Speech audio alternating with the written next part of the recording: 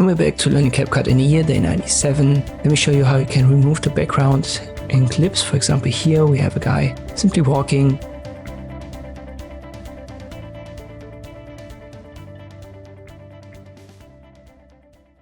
So if you wanted to get rid of this background here, just select the clip and go to Video, Remove PG.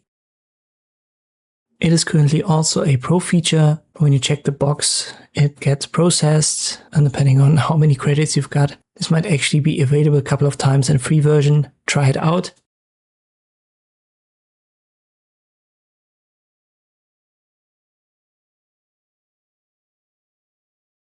But you can see it's not very clean, and this is why many people on YouTube use, for example, this stroke feature. There are also pro ones. Just pick one of these free strokes. This kind of overlaps these little fragments that it didn't cut out properly. And again, that's one of the reasons why you can see that effect, this outline effect, a lot in YouTube videos. But in general, for a one-click version, that's not a bad cutout. It's quickly done. And as I've said, currently you can even use that a couple of times for free. Hope this video was helpful. Thank you for watching, and I'll see you next time.